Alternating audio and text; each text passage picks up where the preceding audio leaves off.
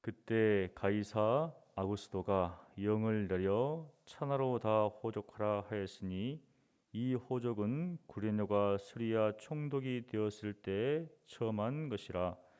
모든 사람이 호족하러 각각 고향으로 돌아가매 요셉도 다윗의 집 족속이므로 갈릴리 나사렛 동네에서 유대를 향하여 베들레헴이라 하는 다윗의 동네로 그 약혼한 마리아와 함께 호적하러 올라가니 마리아가 이미 잉태하였더라.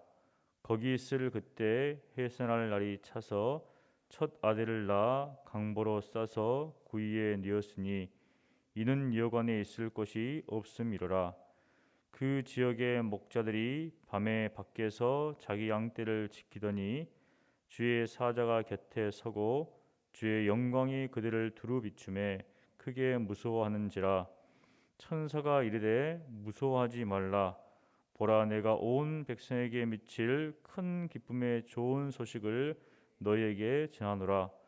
오늘 다윗의 동네에 너희를 위하여 구주가 나셨으니 곧 그리스도 주시니라.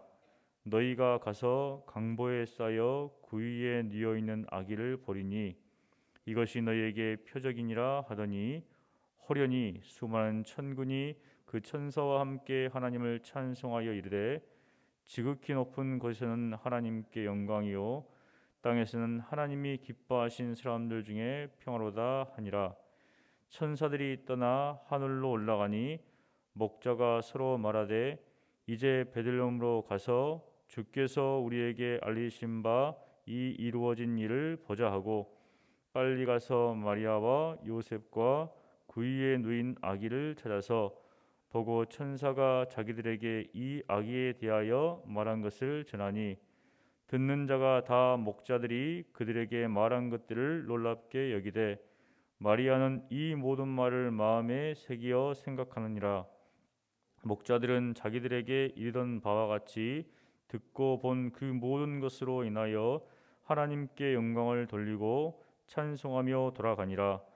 할례할 8일이 되매 그 이름을 예수라 하니 곧 잉태하기 전에 천사가 일컬은 바로라. 모세의 법도로 정결 예식의 날이 참에 아기를 데리고 예루살렘에 올라가니 이는 주의 율법에 쓴 바 첫 해에 처음 난 남자마다 주의 거룩한 자라 하리라 한 대로 아기를 주께 드리고 또 주의 율법에 말씀하신 대로 산 비둘기 한 쌍이나 혹인 어린 집부들기 둘로 제사려 함이더라. 예루살렘에 시몬이라 하는 사람이 있으니 이 사람은 의롭고 경건하여 이스라엘의 위로를 기다리는 자라. 성령이 그 위에 계시더라.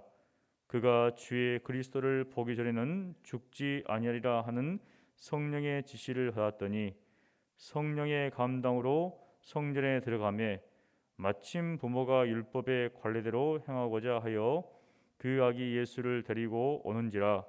시몬이 아기를 안고 하나님을 찬송하여 이르되 주제여 이제는 말씀하신 대로 종을 평안히 놓아 주시는도다. 내 눈이 주의 구원을 보았사오니 이는 만민 앞에 예비하신 것이요 이방을 비추는 빛이요 주의 백성 이스라엘의 영광이니이다 하니 그의 부모가 그에 대한 말들을 놀랍게 여기더라. 시몬이 그들에게 축복하고 그의 어머니 마리아에게 말하여 이르되 보라, 이는 이스라엘 중 많은 사람을 패하거나 흥하게 하며 비방을 받는 표적이 되기 위하여 세움을 받았고 또 칼이 네 마음을 찌르듯 하리니 이는 여러 사람의 마음의 생각을 드러내려 함이니라 하더라. 아멘. 누가복음 2장에서 누가는 예수님의 탄생을 기록하고 있습니다. 예수님의 탄생은 신화가 아니라 역사적인 사실입니다. 가이사 아구스토는 아우구스투스 황제를 말합니다. 그는 BC 27년에서 AD 14년까지 로마를 다스린 첫 황제였습니다. 원래 이름은 옥타비아누스였는데 로마 원래 언론에서 고귀한 자, 존엄한 자, 숭고한자라는 의미로 아우구스투스라는 칭호를 부여했습니다. 이 아우구스투스가 로마 전역에 호적을 명하였고 이 호적은 구레노가 수리아 총독으로 있을 때 처음으로 실시하는 거라고 누가는 말하고 있습니다. 요셉은 다윗의 집 족속이었기 때문에 나사렛 동네를 떠나서 다윗의 동네인 베들레헴으로 향했습니다. 약혼한 마리아와 함께 올라갔는데 아마 마리아가 임신한 상태라서 혼자 되기 뭐해서 함께 올라간 것 같습니다. 그런데 문제가 생겼어요. 마리아가 해산할 때가 되었는데 이 베들레헴에 수많은 사람들이 몰려서 머물 만한 곳 여관이라고 되어 있는데 객실이 없었던 것 같습니다. 그래서 아기를 낳아서 강보에 쌓아서 구유에 넣었다라고 이제 누가는 기록합니다. 구유하니까 우리는 보통 말 구유를 연상하는데 당시 말은 군사적인 용도로 사용했습니다. 그래서 예수님은 그냥 가축 우리가 있는 그러한 구유에 뉘어져 있었습니다. 이것은 우리에게 주는 의미가 큽니다. 유대인의 왕으로 나신 분이 왕궁이 아니라 구유에서 뉘어졌다. 유대인들이 생각하는 메시아 상관은 전혀 다릅니다. 그들은 메시아가 고귀한 신분으로 올 거라고 생각했습니다. 그런데 예수님은 가장 비천한 자리에서 나셨습니다. 이뿐만이 아닙니다. 천사들은 이 메시아의 소식을 높은 어떤 사람들에게 알린 게 아니라 그 당시 가장 낮은 신분에 속한 이 목자들에게 알렸습니다. 11절에 보면 오늘 다윗의 동네에 너희를 위하여 구주가 나셨으니 곧 그리스도 주시니라. 그리고 호련히 천군과 천사들이 함께 나타나서 이렇게 찬양하죠. 14절입니다.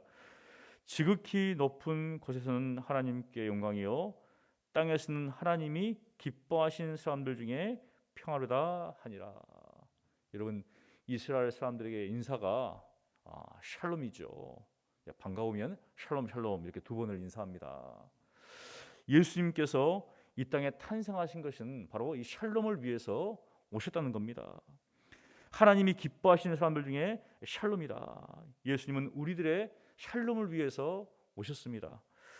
죄로 인해 하나님과 원수된 자들을 위해서 하나님과 샬롬을 위해서 이 땅에 오신 것이죠. 사도 바울은 이것을 이렇게 기록했습니다. 로마서 5장 1절로 2절 그러므로 우리가 믿음으로 의롭다 하심을 받았으니 우리 주 예수 그리스도로 말미암아 하나님과 화평을 누리자. 또한 그로 말미암아 우리가 믿음으로 서 있는 이 은혜에 들어감을 얻었으며 하나님의 영광을 바라고 즐거워하느니라. 우리가 믿음으로 바로 의롭다함을 받았습니다. 그리고 그리스도로 말미암아 하나님과 화평을 누리고 이제는 은혜 안에서 하나님의 영광을 바라면서 즐거워하는 삶을 살아간다. 이를 위해서 예수님께서 인간의 몸을 입으시고 이 땅 가운데 태어나셨습니다.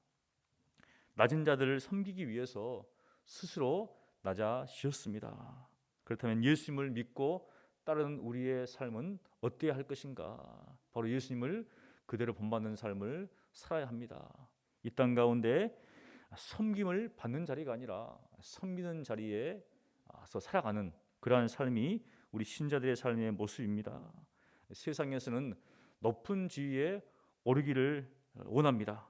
그리고 무엇인가 대접을 받기를 원하는 자리에 서기를 원합니다.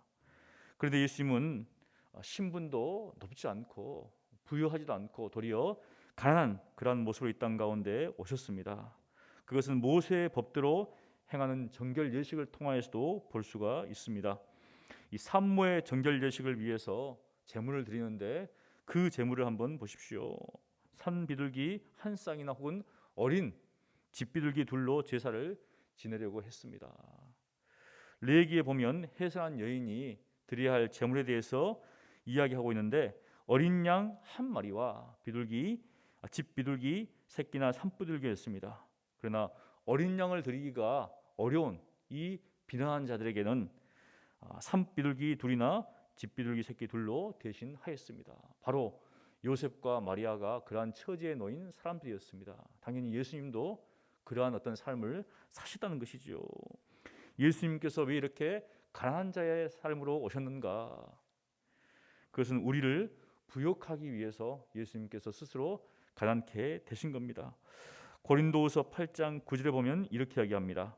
우리 주 예수 그리스도의 은혜를 너희가 알거니와 부요하신 이로써 너희를 위하여 가난하게 되심은 그의 가난함으로 말미암아 너희를 부요하게 하려 하심이라.